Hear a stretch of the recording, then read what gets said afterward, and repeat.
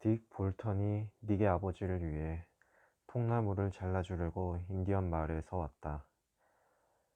그의 아들 에디와 빌리 타베쇼라는 또 다른 인디언과 함께 그들은 숲을 지나 뒷문으로 들어왔는데 에디의 어깨에는 기다란 가로톱이 걸쳐져 있었다.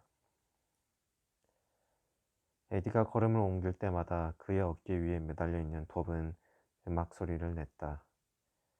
빌리 타베쇼는 커다란 갈고리 장대 두 개를 갖고 있었고 딕은 도끼 세 자루를 들고 있었다. 딕이 돌아서더니 뒷문을 닫았다. 그가 모래에 통나무들이 묻혀있는 호숫가로 내려가자 나머지 두 사람도 그를 따랐다. 그 통나무들은 증기선 메지코가 호수에서 제젯으로 운반하던 큰 통나무 묶음에서 빠져나온 것들이었다. 호숫가로 떠내려온 그것들은 그대로 놔두면 언젠가는 메지코 선원들이 노젓는 배를 타고 와서 그 끝에다 고리가 달린 쇠못을 받고는 다시 호수로 끌고 갈 수도 있었다. 하지만 통나무 몇 개 모으자고 선언을 쓰기에는 제재업자로선 타산이 맞지 않을 수도 있었다. 그래서 아무도 가져가지 않는다면 결국 그것들은 물에 잠겨 썩어갈 터였다. 일이 그렇게 될 거라고 생각한 닉의 아버지는 인디언 마을 사람들을 고용해 그 통나무들을 가로톱으로 잘라 벽난로에 쓸 크고 작은 땔감을 만들게 한 것이다. 딕 볼턴은 코티지를 돌아서 호숫가로 내려갔다. 커다란 오도밤나무 통나무 4개가 모래에 파묻힌 채 널브러져 있었다. 에디가 톱의 손잡이 한쪽을 통나무 아귀에다 걸었다. 딕은 도끼 세 자루를 조그만 부두 위에다 내려놓았다. 딕은 혼혈하였는데 호수 주변에 사는 많은 농부들은 그가 백인이라고 믿고 있었다. 그는 무척이나 게을렀지만 일단 일을 시작하면 대단한 일꾼으로 변했다. 그는 주머니에서 씹는 담배 하나를 꺼내 질겅거리며 에디와 빌리 타베쇼에게 오지브웨이 종말로 짓거렸다. 그들은 통나무 밑에 갈고리 장대 끝을 집어넣고는 모래에 묻힌 통나무를 빼내려고 흔들었다. 흔들 때는 갈고리 장대에다 체중을 완전히 실었다. 통나무가 모래 안에서 꿈틀거렸다. 딕 볼턴이 닉의 아버지에게로 몸을 돌렸다. 잘 되고 있습니다, 의사선생. 그가 말했다. 당신이 도둑질한 목재가 꽤 괜찮은데요. 그런 식으로 말하면 곤란하지, 딕. 의사가 말했다. 그건 그냥 떠내려온 나무야. 에디와 빌리 타베쇼가 젖은 모래 속에 있던 통나무를 흔들어 빼서 그것들을 호수 쪽으로 굴렸다. 거기 그대로 담가둬! 딕 볼턴이 소리를 질렀다. 왜 그러는가? 의사가 물었다. 통나무가 씻겨야 돼요. 모래가 깨끗이 없어져야 톱이 망가지지 않아요. 통나무가 누구 건지 확인해야겠어요. 딕이 말했다. 통나무는 호수에서 말끔하게 식혀졌다. 에디와 빌리 타립쇼는 햇볕 아래 땀을 흘리며 갈고리 장대에 몸을 기대고 있었다. 딕이 모래 위에 무릎을 꿇고 통나무 끝에 찍혀있는 개수원의 망치 자국을 살폈다. 화이트 앤드 맥널리 사 거군요. 그가 일어나 바지 무릎에 묻은 모래를 털어내며 말했다. 의사는 마음이 몹시 불편했다.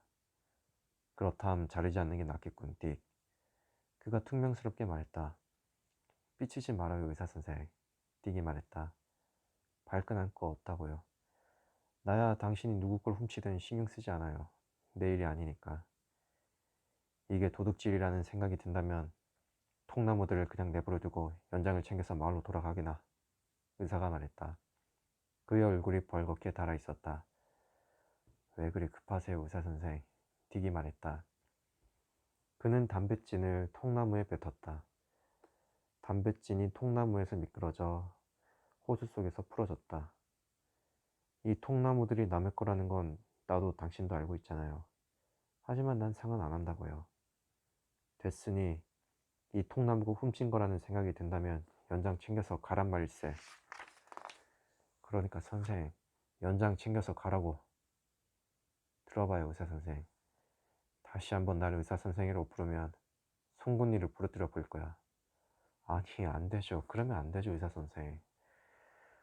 딕 볼턴이 의사를 바라보았다.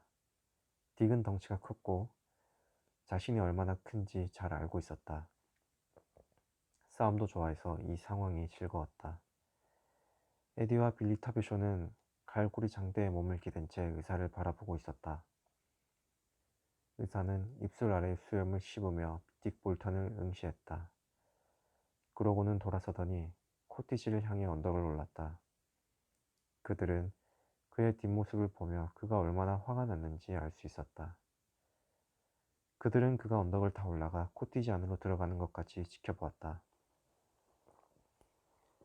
딕이 오지브웨이족 말로 뭐라고 하자 에디는 웃음을 터뜨렸지만 빌리 타비쇼는 몹시 심각한 표정이었다. 영어를 알아듣진 못했지만 그는 그들이 말다툼을 하는 동안 식은땀이 날 정도로 불안했었다. 그는 뚱뚱했고 중국인처럼 몇 가닥 없는 콧수염을 가지고 있었다.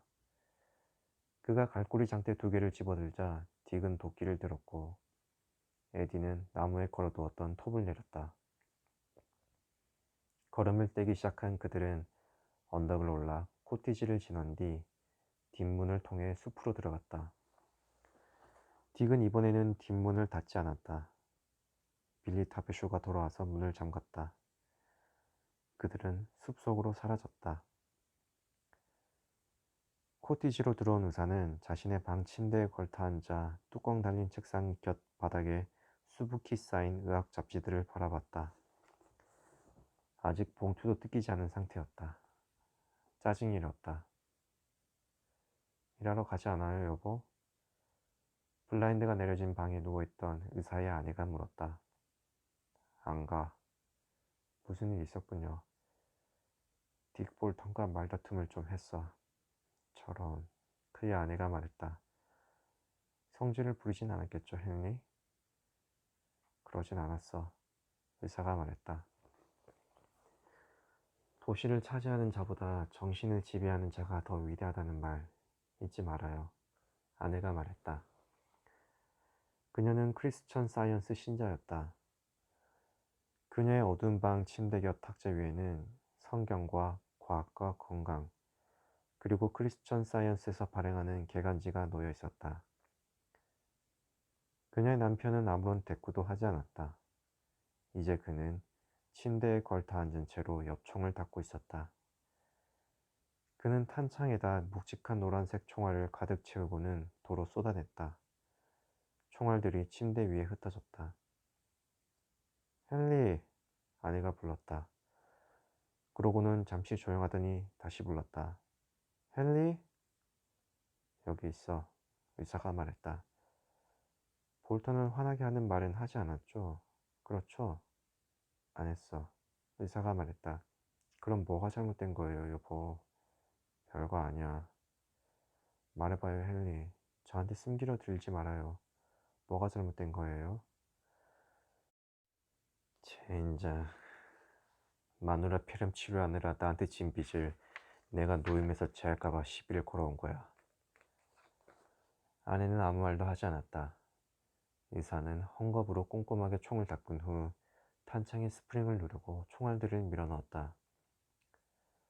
그러고는 무릎 위에다 총을 내려놓았다. 그는 엽총을 무척이나 좋아했다.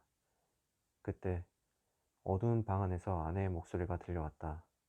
여보, 난 누가 그런 짓을 하리라고는 생각하지 않아요. 무슨 뜻이야? 의사가 말했다.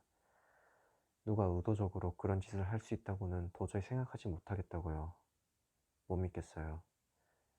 의사가 침대에서 일어나 천장 뒤편 구석에다 엽총을 세웠다. 나가려고요, 여보? 아내가 말했다. 산책 좀 할 거야. 의사가 말했다. 여보, 닉을 보면 엄마가 찾는다고 전해줄래요? 아내가 말했다. 의사는 현관 밖으로 나섰다.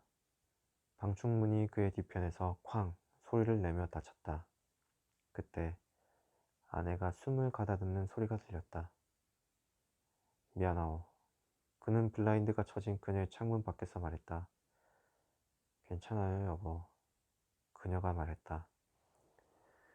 그는 뒷문을 열고 햇볕이 쏟아지는 길을 걸어 솔송나무 숲으로 들어섰다. 이렇게 더운 날에도 숲속은 시원했다. 나무에 등을 기대고 앉아 책을 읽고 있는 닉의 모습이 눈에 들어왔다. 엄마가 찾으시던데, 의사가 말했다. 아버지를 따라가고 싶은데요. 닉이 말했다. 아버지가 물끄러미 그를 내려다보았다. 그래, 그러자꾸나. 아버지가 말했다. 책은 나한테 주렴. 주머니에 넣어둘 테니. 검은 다람쥐가 어디 있는지 알아요, 아빠. 닉이 말했다. 그래? 아버지가 말했다. 거기로 가자꾸나.